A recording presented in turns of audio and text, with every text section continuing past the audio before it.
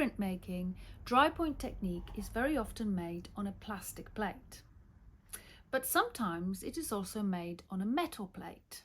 And why would you do that? In this video, I'm going to make a metal Drypoint plate, ink it up, print it. I will also change my design and print it again. The advantage of using a metal plate is that you can really change your design. You can erase any marks you have made using a very simple tool, a burnisher and a scraper. Very often they can come as one tool. So you scrape any marks off your plate and then you can smooth them out with the burnisher on the other end. This is very useful if you change your mind. It's very difficult to do that on the plastic plate.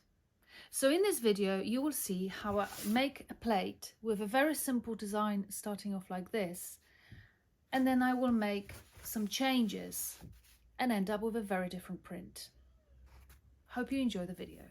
I made several sketches of this landscape. So this was like a really rough black and white value sketch. Then I did colored sketch with various other sketches, but this one I picked because I thought there was a lot of movement that I could depict in a Drypoint copper plate etching. I have tried to envisage lines in this sketch thumbnail, well, big thumbnail sketch here, to give me an idea of what I'm going to do. I'm not going to worry about doing a mirror image of it, as it doesn't really matter which way it will go. So I'm just going to draw it out on my plate in this way, and it will of course print in reverse. I bought this copper plate and it's got a protective film over it. I will have to file down the edges. I'll just take the protective film off. It's nice and shiny. And I will get on with, oh, hello, this is me. And I will get on with filing down the edges, otherwise it might rip the paper when I print. I'm going to use these are polished cloths actually, for made out of blankets. I bought them in printmaking shop. I'm going to use them to protect my plate when I put it down here, secure it. So I'm going to start with the smaller edge, and I've got clamps here. They're quite stiff actually, so they should secure it quite well. And I've got a file here. Obviously I don't want to damage the plate, so I'm doing it so quite near the edge.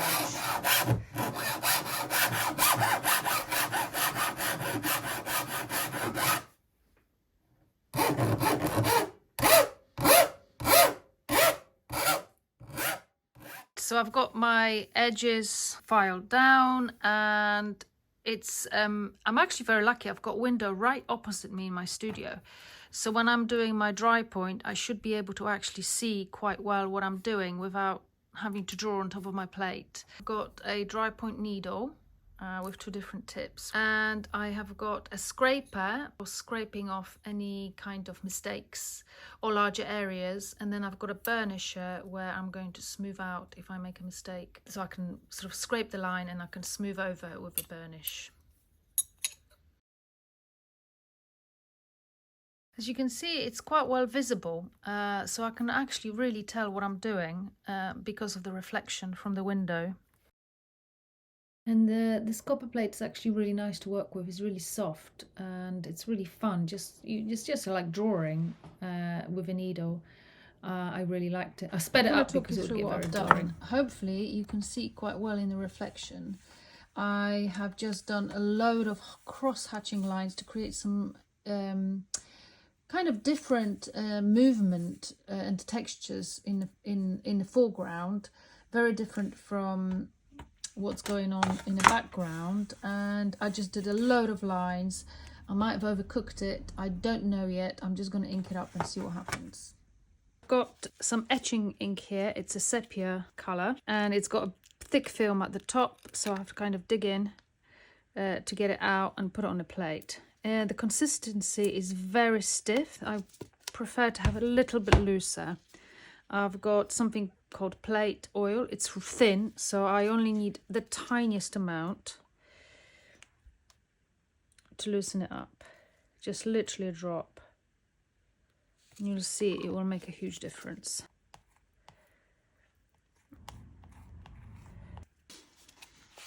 just applying ink with a thin card. So the plan is I'm going to make this print, and then I'm going to decide what to do with the plate after that. I have a feeling there's not going to be enough contrast. I will need to work on perhaps either burnishing some of the areas. By burnishing, I mean I will have to scrape some off and then smooth it out, some of the areas that perhaps too much dark in there.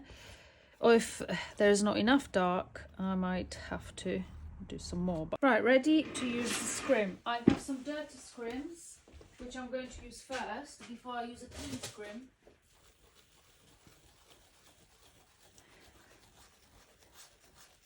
What I'm doing is I'm working the ink in a little bit more with these circular motions. So I'm not quite wiping the ink off. I'm still sort of working it in. The danger is that I might end up over wiping it and losing some of the detail. So I have to be really careful. At the moment, it's very difficult to see anything emerging yet. I've sped up the process for you because it would get very boring watching me clean up the plate. But what's really lovely about speeding up is you can really see the image emerging, and it's got a really nice sort of moody atmosphere to it, and the ink is holding quite nicely in all the dry point scratched areas of the plate. So I'm quite pleased with it. But I'm kind of wiping, but I'm being very, very gentle with it, and it's really worth taking your time with wiping the plate, because actually you can give it a nice mood and atmosphere with just wiping. And here you can see I'm just taking a bit more care on lighter areas as well. So after soaking the paper for 20 minutes, I'm just going to blot dry it with kitchen towel, and I'm kind of wiping it as well, and it's quite good, I believe, for roughing up the fibers of the paper, and it should help with the print. And I had a bit of a disaster. I forgot to press record, or I thought I pressed record and I didn't actually record the printing process. But here is my print. I really liked the moodiness of it and the darks and lights. Actually, it was quite good. But I did decide that I wanted a bit more texture in the foreground, and I wanted to do something interesting with the tree. So this is the beauty of copper plate or metal plate dry point, is because you can really change your design, which you wouldn't be able to do it on plastic. So I'm just going to show you what I have done to the plate and how it printed. It not necessarily improved it, if you enjoy watching my videos that's a beauty and would like to help to support me to make more videos, you can do it in 3 ways. You can either like and subscribe, which is a great help already. You can become my channel member and get extra perks and extra content, as well as some monthly meetups, by clicking on join button on my homepage of the channel. Or you can do a super thanks on an individual video or donate to my channel. Thanks for watching. So here, with a bit of sandpaper, I'm kind of changing the structure of the tree. I was really intrigued to see what it would be like to use sandpaper. And then with a dry point needle, I'm adding some lines like twigs, branches in a tree. Then got a bit more detail in the mid-ground, sort of grassy type of textures. And here I've just zoomed in to show you how I'm just burnishing a little bit of cross-hatching in the sky. I wanted to add some highlights in the sky, so I'm just using the scraper to remove some of the lines. So I'm going to get this sort of highlight going across, hopefully. And while I'm removing these, as you can see, the light on it, I'm smoothing the surface down essentially and getting rid of the marks. And then afterwards I treat it with a burnisher just to sort of polish it. But that's a nice, there you go, there's the burnisher here. But that's a nice thing about using a metal plate. And here I'm also using a burnisher to give some light highlights on a tree, and as well in the foreground, just little details here. And if you run your finger across it, you can see it's sort of losing its grip, its tooth. And here I'm just showing you the little detail I've added in a field in the background, a bit of cross hatching. And just I just also highlighted a little bit more that sort of background area with a dry point tool. And then I've added, you will see in a minute here, I'm just burnishing a little bit, just again to add a variety of texture. And those stones in the foreground, again, that was here just to add a little bit more texture. I just felt there wasn't enough going on in my print. So that was just a little bit of fun. And these squiggles, again, that was a bit more of a foreground texture. I just wanted to really demonstrate how you can just transform your plate and do something completely different. Erase as well as add. And just to show you in this plate, this is a plate just completely cross-hatched, printed, and I've burnished and scraped this here. So my plan is to sort of make this working from dark, a bit like what you do with mezzotint when you rock the plate, except that I didn't rock it, I just cross-hatched it. And I'm scraping and burnishing areas here.